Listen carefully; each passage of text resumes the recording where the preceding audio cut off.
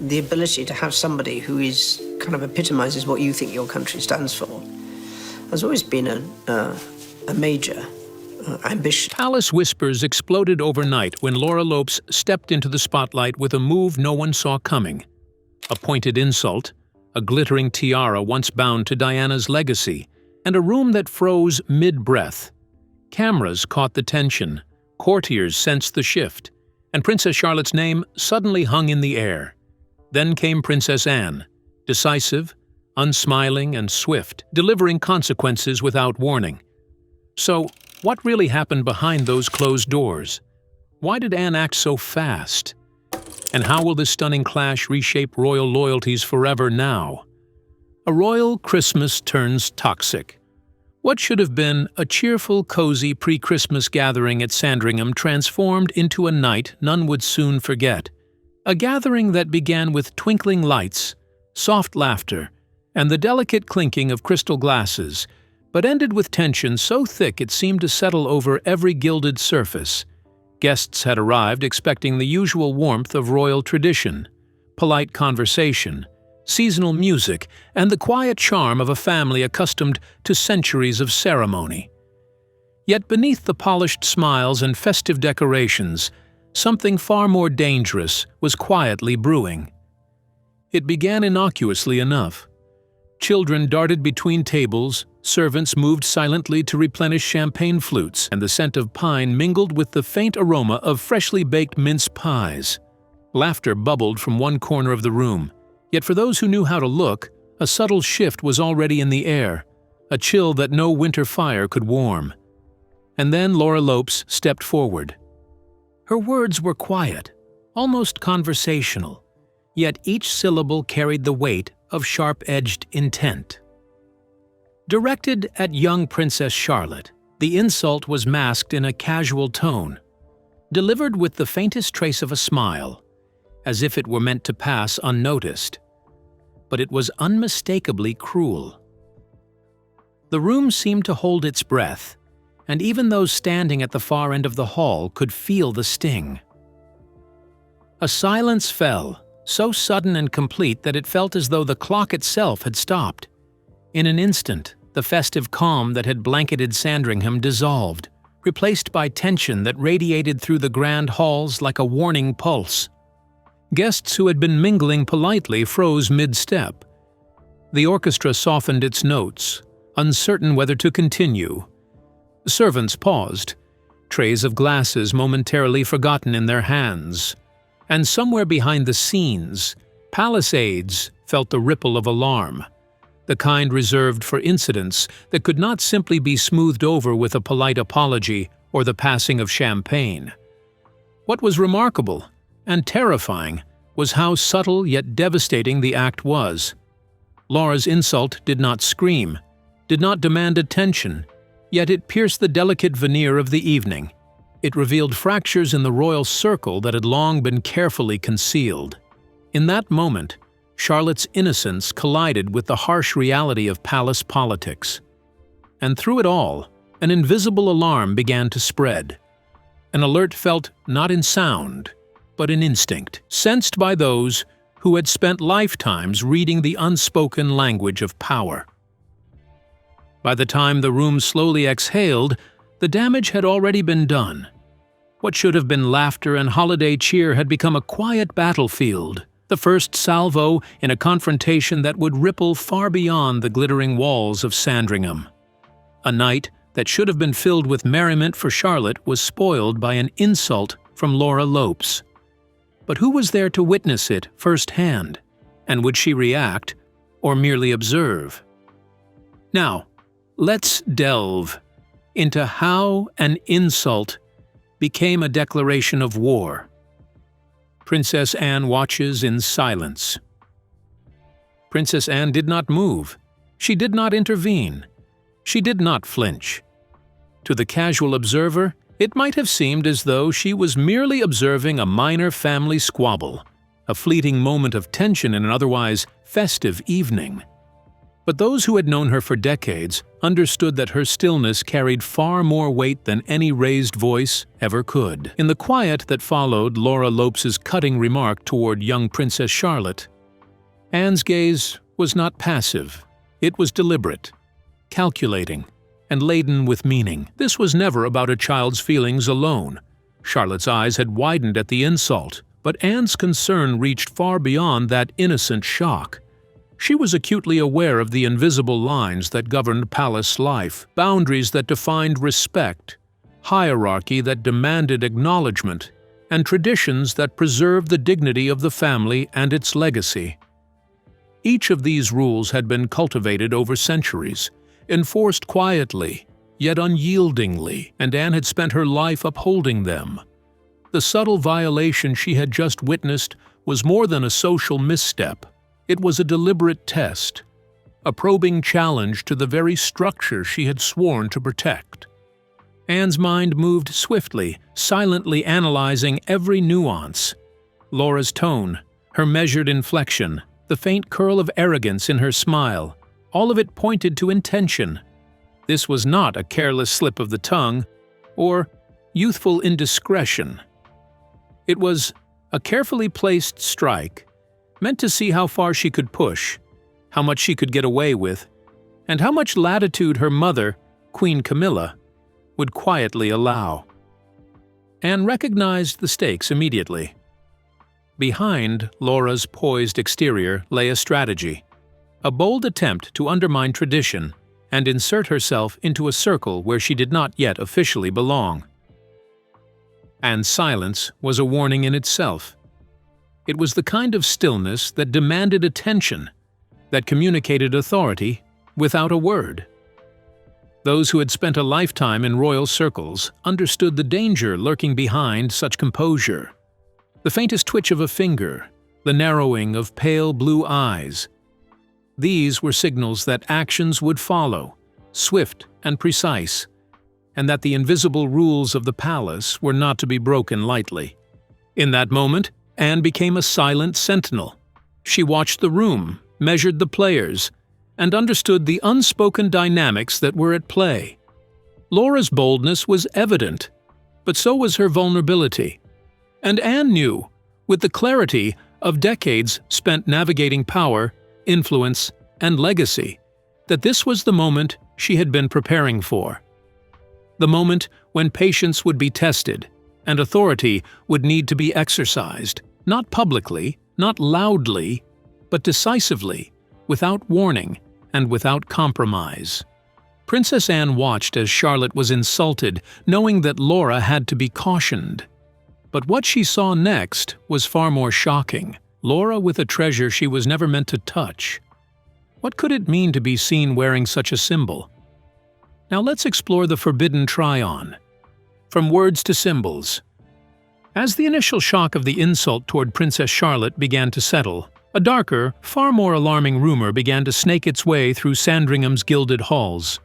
Guests whispered cautiously, glancing over their shoulders, as word spread that Laura Lopes had not merely spoken out of turn, she had gone further.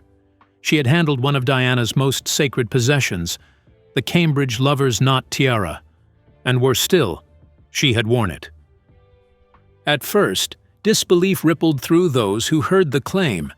Surely no one would dare cross such an unspoken line, a boundary enshrined not only by etiquette, but by decades of royal protocol. The lover's knot tiara was more than a piece of jewelry. It was a crown of memory, grief, and legacy, inextricably tied to the late Princess of Wales. To touch it without consent was to violate history itself. To wear it without sanction was to make a bold, almost audacious claim. A step into the shadow of Diana, a whisper of ownership over her memory. It soon became clear that this was not a public engagement, nor a sanctioned appraisal meant to honor the crown or the late princess's estate.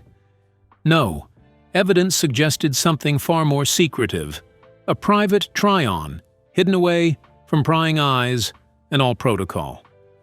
A photograph, leaked discreetly by a palace insider, confirmed it. Laura Lopes stood in a private room, the tiara balanced delicately on her head, a triumphant smile playing across her features. It was an act of brazen audacity, a private trespass that was anything but innocent curiosity. For those who knew the palace's inner workings, the implications were seismic. This was not mere disrespect. It was a symbolic theft, a quiet yet deliberate challenge to centuries of tradition, a direct affront to the memory of one of the most beloved figures in modern history. In that one moment, Laura had attempted to insert herself into Diana's world, to step into the princess's shadow and claim a space she had never rightfully earned. The atmosphere within the palace thickened with tension. Eyes flicked toward Anne, who had watched the earlier insult in silence. The quiet sentinel now had all the proof she needed, evidence that a sacred boundary had been crossed. The insult to Charlotte had been the spark, but this private appropriation of Diana's tiara, was the fuel threatening to ignite a firestorm. It was a challenge that could not be ignored, a transgression that demanded action, not words. In the cold, candlelit halls of Sandringham, a quiet but powerful truth began to emerge. History, respect, and legacy were under threat, and the person entrusted to protect them was already preparing to act. The stage was set for a reckoning that would leave no one untouched and no symbol unguarded. Princess Anne discovered that Laura was wearing the tiara meant for Diana. But what story does this tiara carry? And could Laura truly fit into the legacy it represents? Now let's uncover Diana's timeless symbol of heritage, identity, and unbroken legacy.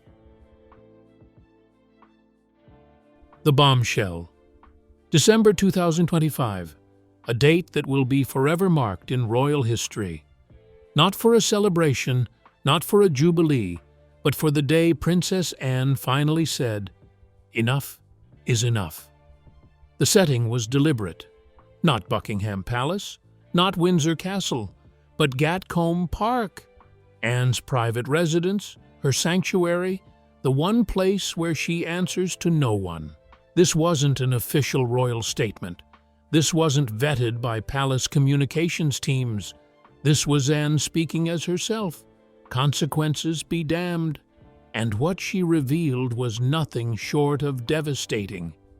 Picture this: Princess Anne standing before a modest gathering of carefully selected journalists, her face showing the strain of someone who's carried a terrible secret for far too long. Her hands, usually so steady, trembling slightly as she held her prepared notes. Her voice, typically firm and unwavering, carrying an edge that those present described as barely controlled fury. "I have remained silent," she began, "because I believed in the institution. I believed in family loyalty.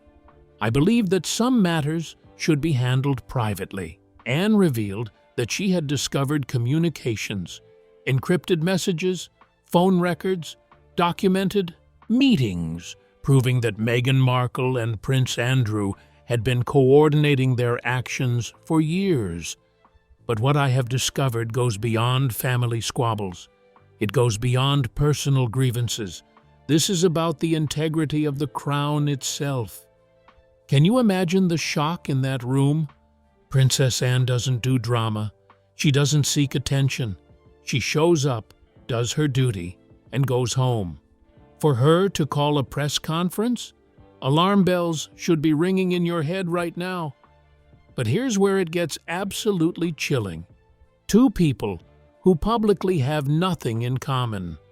But according to Princess Anne, they've been working together since late 2019, sharing insider information, coordinating media strategies, and building an insurance policy against the instituto that both felt had betrayed them. Now ask yourself, why would Princess Anne risk her reputation? Not months, years. A secret alliance forged in the shadows, maintained through deception, and designed with one purpose: leverage against the royal family. Think about that for a moment. Meghan, who married into the family in 2018 and departed in 2020, supposedly seeking privacy and peace. Andrew, who was forced to step back from royal duties after his catastrophic BBC interview about Jeffrey Epstein, built on decades of steadfast service to expose this. What could she have seen that was so dangerous she had no choice but to go nuclear? The answer, as we're about to discover, is even more disturbing than you can imagine. Charlotte's first test. When they arrived at the venue, Anne's stomach dropped. The stage setup was different. Things had been rearranged. Some of the photographers weren't the ones she had approved. The conspirators had made last-minute changes. They were trying to regain control. Then, it began. As Charlotte stepped onto the stage, Anne noticed immediately the lighting had been changed. Harsh shadows fell across Charlotte's face, making her look much smaller and more fragile. It was a subtle trick designed to make her appear overwhelmed. But Charlotte didn't falter. She instinctively adjusted her posture, lifted her chin, and smiled brightly. Her natural charm cut through the shadows. Anne felt a surge of pride. This girl had no idea she was being targeted. And yet, she handled it like a true royal. The flower presentation was next, and thanks to Anne's careful planning, it went beautifully. Charlotte managed the heavy bouquets with ease, her sweet personality shining as she spoke to the other children. Some photographers looked disappointed. They weren't getting the embarrassing shots they had hoped for. Then came the speech. As Charlotte began to speak, the microphone problem appeared, just as Anne feared. Her voice came out sounding too thin, almost shaky. But within seconds, Anne's sound technician made the fix. The change was smooth. Most people didn't even notice. Charlotte's voice came through clear and strong. And then, the real test. The difficult words, the traps hidden in the speech. Charlotte took her time. She used the techniques Anne had taught her. She stayed calm. She didn't stumble. Instead of falling into the trap, she rose above it. This wasn't just about Charlotte anymore. It was about protecting the future of the royal family and the innocent children who should never be used as pawns. And Anne, the ever-vigilant protector, was ready. The royal family now faces a choice: evolve to embrace Charlotte's needs, or risk losing not just one young princess but the moral authority that comes from valuing people over protocol. The world is watching, as it always does. But this time, the eyes that matter most are the ones filled with tears, belonging to those who love a little girl brave enough to ask for something better. Anne could see the conspirators watching from the sidelines, their faces darkening with frustration. Their plan was falling apart. Instead of humiliation, Charlotte was showing the world her strength, her grace, and her poise. By the time the event ended, Anne felt both relief and rage. Relief that Charlotte had made it through. Rage that anyone would try to hurt a child to make a point. Charlotte had shone like a true princess, graceful, brave, and unshaken. But Anne knew this wasn't the end. If these conspirators weren't stopped, they would try again. Maybe next time with another young royal.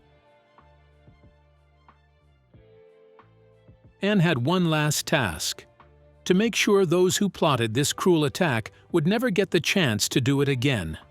Prince William's shocking announcement. The day began like a typical royal morning in Kensington Palace.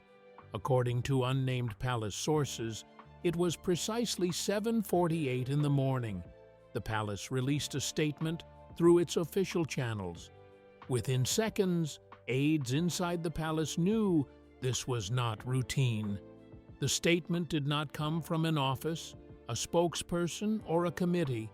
It came directly from Prince William himself. That detail alone changed everything. Unlike typical palace announcements, there was no formality.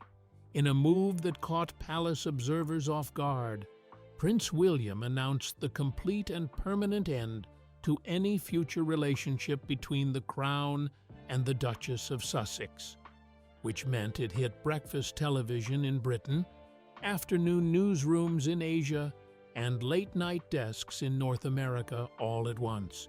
That timing ensured there was no quiet window, no soft rollout.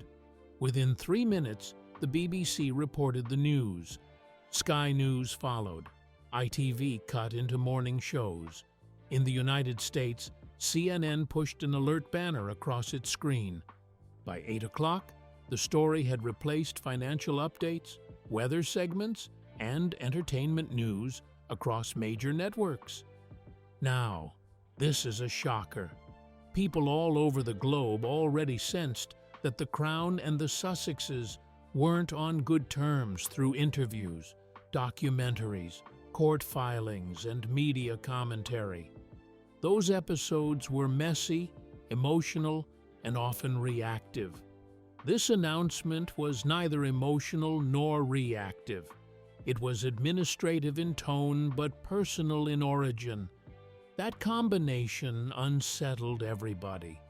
Although analysts believed that the financial markets did not move dramatically after the announcement, there were some disruptions.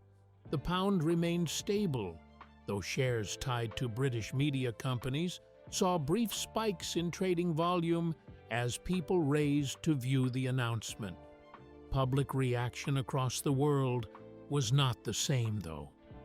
In the United Kingdom, YouGov Snap polling later that day showed a sharp divide by age.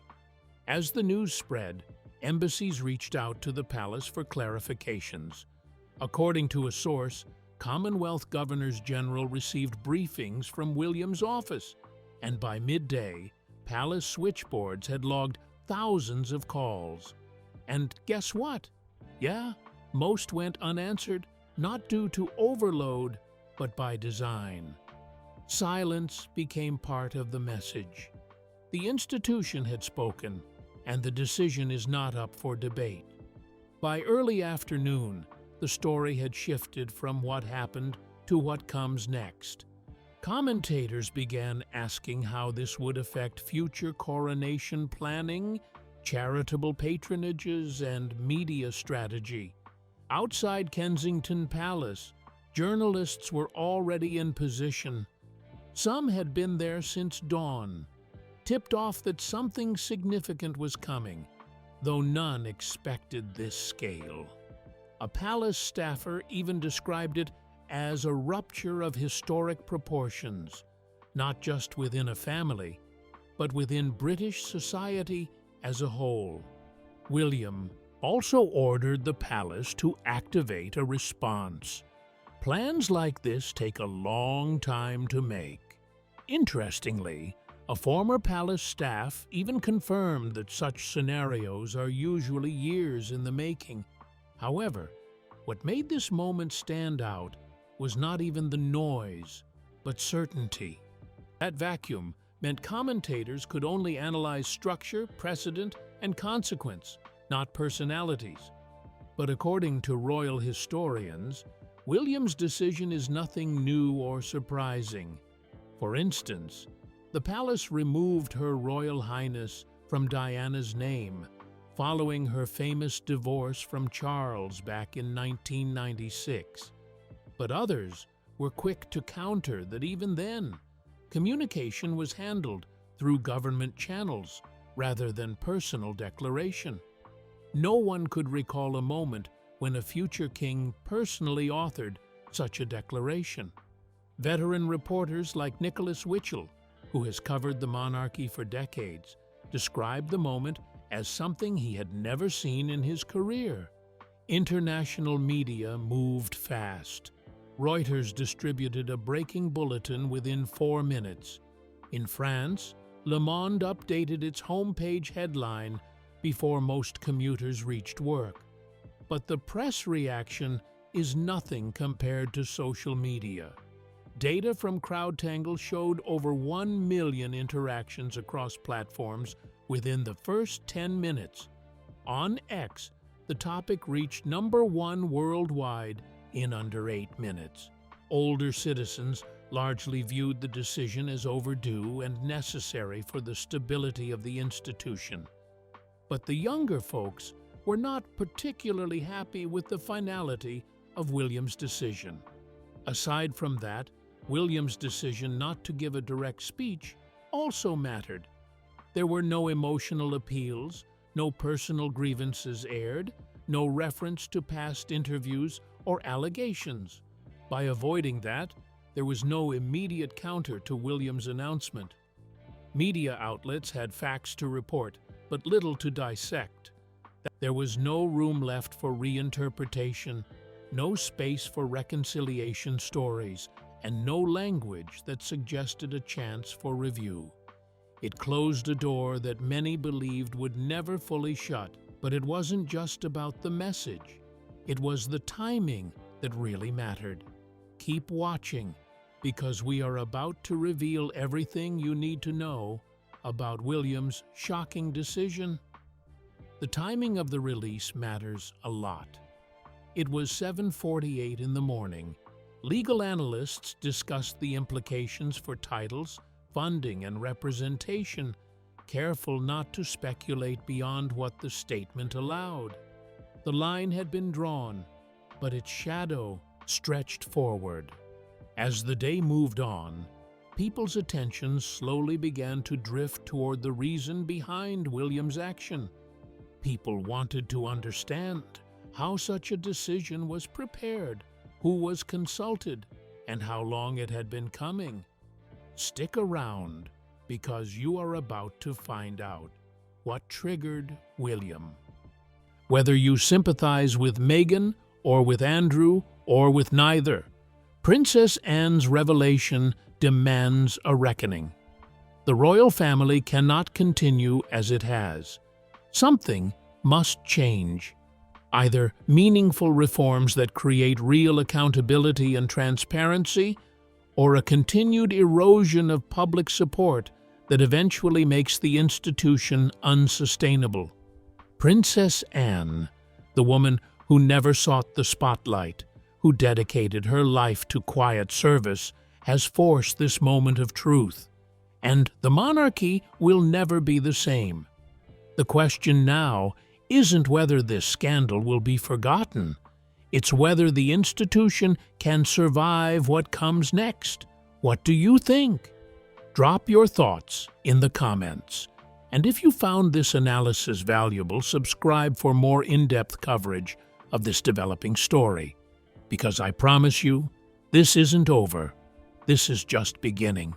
Catherine's impossible choice. Princess Catherine finds herself in perhaps the most difficult position of all. Having experienced her own adjustment to royal life, she understands both the privileges and the prison that comes with the position. Sources suggest she has been torn between her duty to the crown and her primary responsibility as a mother. Catherine has always been different from other royals in how she approaches parenting. Noted royal commentator Emily Nash, she's fought for her children to have normal experiences, normal friendships, normal childhoods within the very abnormal context of royal life. But there's only so much she can do within the constraints of the institution. The Princess of Wales has reportedly been the driving force behind whatever accommodation the family is working toward for Charlotte. Having survived her own period of intense public scrutiny, and having been open about her mental health advocacy, Catherine is said to be fiercely protective of her daughter's psychological well-being. Catherine told senior palace officials that she would choose her daughter over the institution if forced to make that choice, claimed an insider familiar with the discussions. That statement sent shockwaves through the establishment. It's essentially the same position Harry and Meghan took, but coming from the future queen consort, it carries different weight. The Tiara incident, still fresh in everyone's memory. The humiliation was palpable. Her voice, once confident and poised, trembled as she acknowledged her disrespect. The apology was unavoidable, final, and irreversible, a stark reminder that royal privilege is never absolute and that crossing invisible boundaries comes at a cost. In the midst of this upheaval, Princess Anne emerged in a light few had seen before. She was neither a villain nor a traditional victor. She did not act out of ambition or vengeance. Instead, she became something far rarer within royal history, an uncompromising guardian of memory.